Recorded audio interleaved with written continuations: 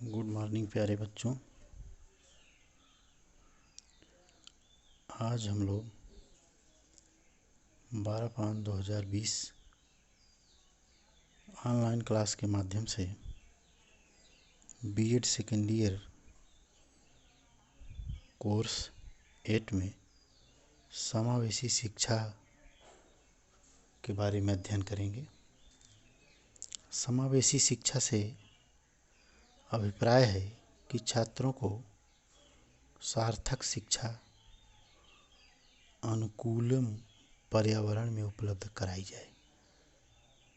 कहने का तात्पर्य है कि अनुकूल वातावरण में सार्थक शिक्षा छात्रों के अनुकूल, छात्र जिस शिक्षा को प्राप्त करने में सक्षम हो वह प्रदान कराई जाए, वही समावेशी शिक्षा है।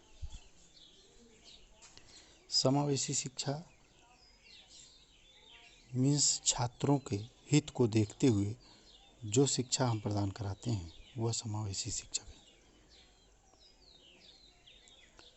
जिससे वे अपने जीवन को सफल बना सकें। यह एक ऐसी शिक्षा पद्धति है जो यह तय करती है कि प्रत्येक छात्र को गुणवत्तापूर्ण शिक्षा मिले और इसमें योग्यता, शारीरिक क्षमता, भाषा, संस्कृति, पारिवारिक पृष्ठभूमि तथा उम्र किसी प्रकार का अवरोध पैदा न कर सके, वही समावेशी शिक्षा है। किसी प्रकार का कोई उम्र का तकाजा न हो।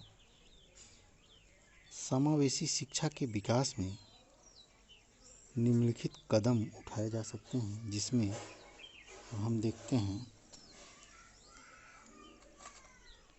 कि यह निम्न जाति के बच्चों को शिक्षा की हद में लेना होगा। कार्यशील बच्चे,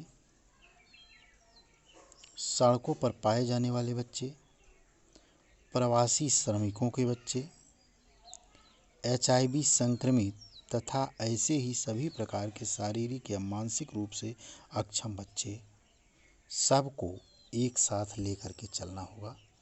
यही समावेशी शिक्षा का उद्देश्य है। विद्यालयी शिक्षा में समावेशी शिक्षा का अत्यधिक विकास करने के लिए विद्यालय में सुरक्षा, आवास, शौचालय तथा पीने के पानी की समुचित व्यवस्था होनी चाहिए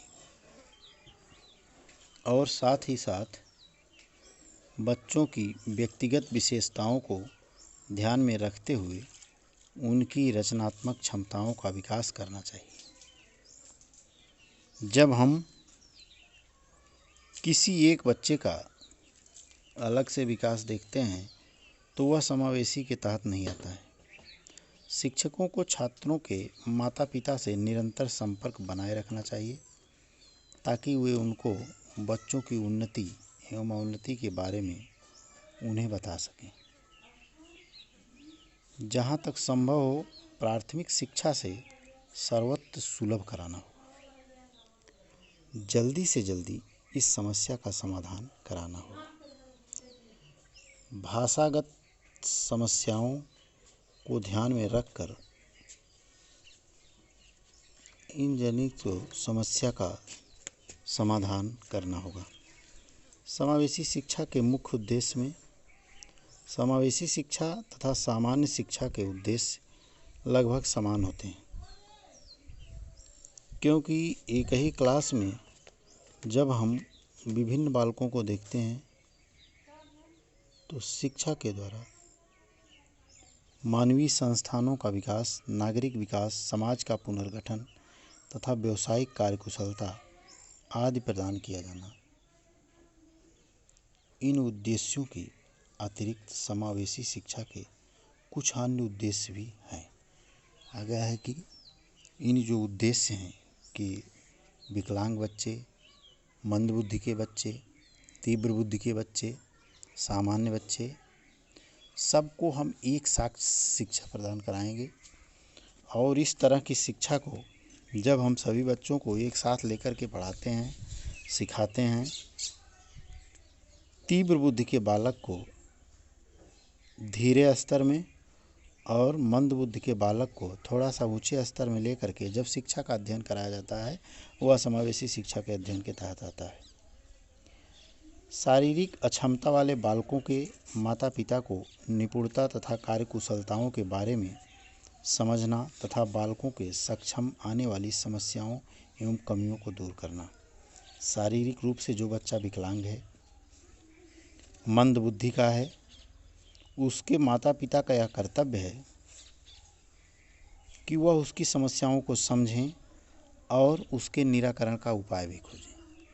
समस्या क्या है? समस्या यह है कि जैसे बालक को हम उस विद्यालय में भेजते हैं जहाँ पर वह अध्ययन नहीं कर पा रहा है, हम उसके लिए वैसा विद्यालय और ऐसा टीचर ढूंढेंगे जो कि वह आसानी से शिक्षा दे सके और बालक शिक्षा अध्ययन कर सके।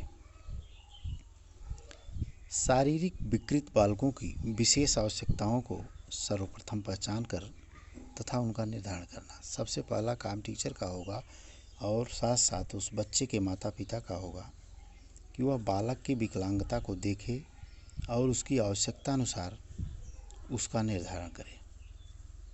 शारीरिक दोष की स्थिति को बढ़ने से पूर्व ही उसे रोकने के उपाय करना चाहिए तथा बालकों को सीखने की समस्याओं को ध्यान में रखते हुए कार्य करने की नवीन विधियों द्वारा प्रशिक्षण देना चाहिए। मीन्स बालक का जो शारीरिक दोष है, जो जन्मजात है, वह और न बढ़े, इसके लिए कुछ उपाय करना चाहिए और उन उपाय के साथ साथ बालक की समस्त समस्याओं को ध्यान में रखते हुए एक टीचर के साथ साथ माता पिता का यह कर्तव्य है कि वह अपने बच्चे की उचित शिक्षा की व्यवस्था करे, क्योंकि शिक्षा से तात्पर्य जो है वो बालक के सर्वांगीण विकास से है।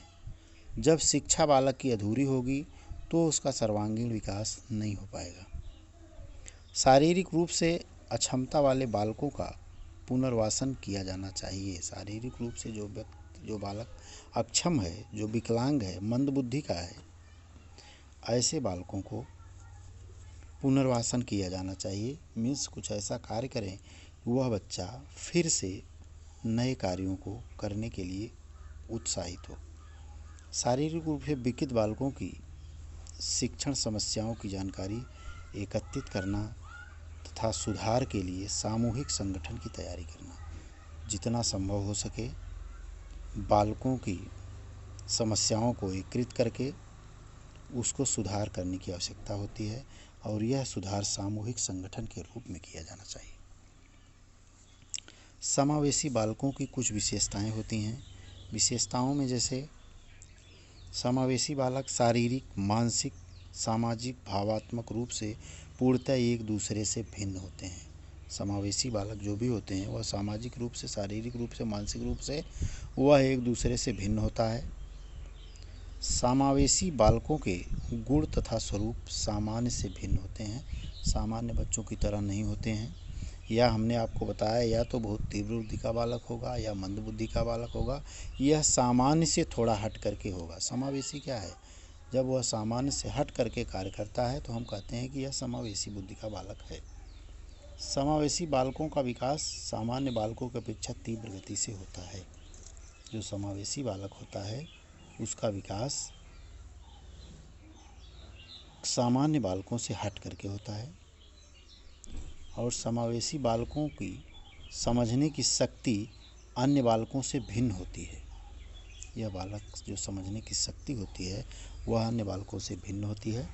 एक समावेशी बालक की अधिकतम सामर्थ्य के विकास के लिए उसे विद्यालय की कार्यप्रणाली तथा उसके साथ किए जाने वाले व्यवहार में परिवर्तन की आवश्यकता होती है।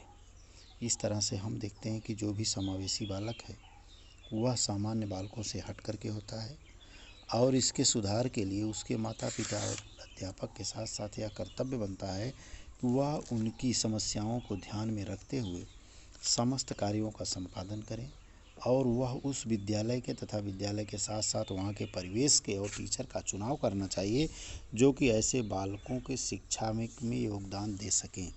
क्योंकि आप जानते हैं शिक्षा क्या है, शिक्षा बालक का सर्वांगीण विकास है। यदि बालक का सर्वांगीण विकास अच्छा है, मानसिक विकास अच्छा है, तो बालक निश्चित रूप से अच्छा होगा। और हमारे शिक्षा का लक्ष्य भी यही है, उद्देश्य भी यही है कि बालक का सर्वांगीण विकास हो और वह जिस लक्ष्य की तरफ बढ़ रहा है वह उस लक्ष्य को आसानी से प्राप्त करे। ऐसे में प्रत्येक अध्यापक की यह परम कर्तव्य बनता है कि वह अपने बच्चों को, चाहे वह मंद बुद्धि का हो, चाहे तीव्र बुद्धि का हो, चाहे वह उच्च कुल से आ रहा हो, चाहे निम्न कुल से आ रहा हो, वह एक समान समावेशी शिक्षा की व्यवस्था करे और ऐसी व्यवस्था के तहत वह बच्चों को शिक्षा प्रदान कराए। इस तरह से जब बालक को हम शिक्षा प्रदान कराते हैं तो वह बच्चा निश्चित रूप से भविष्य में विकास की ओर अग्रसर होता है और वह अपने आप को भी एक गौरवान्वित महसूस करता है। धन्यवाद।